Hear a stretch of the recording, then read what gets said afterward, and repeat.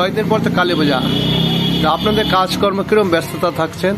আমরা কাজ কোনো ব্যস্ততা আমাদের আগের তুলনায় এখন লাভের সময় কম, যার জন্য আমরা ব্যস্ত আছি। অবশ্যই লোকজন দিয়ে কারিগররা কাজ করাতে হচ্ছে সবসময়, হ্যাঁ বেতন দিতে হচ্ছে। আমাদের লাভ কম হচ্ছে, লাভ কম হলে কী করবো, তবু তো আমাদের কাজ করতে হচ্ছে, হাতের কাজ শিখেছি, এগুলো কাজ আমাদের করতে হচ্ছে। এবার কালী পূজায় কীরকম ব্যস্ততা? কালী পূজায় ব্যস্ত ভালোই আছি, আর কালী পূজায় ব্যস্ততা থাকবে, কারণ কালী পূজাটা হচ্ছে এটা লাস্টের পূজা, ঠিক আছে, যার জন্য ব্যস্ত ভালোই আছে। আমারও বেশ 10-12টা কালী আছে,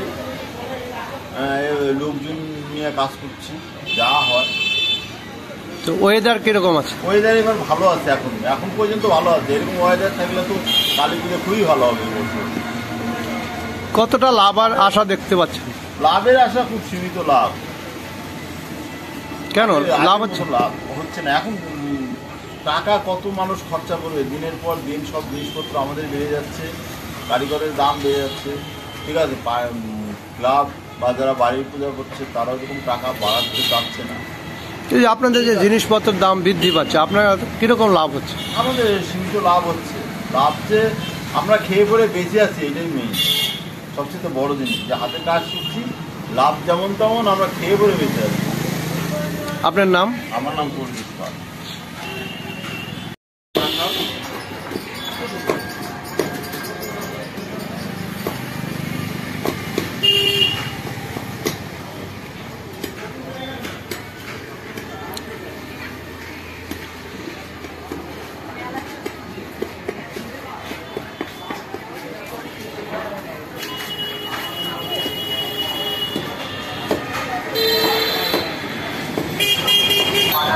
অপোজিটে মঞ্জুর আলম চশমার দোকানের উপরে যোগাযোগ।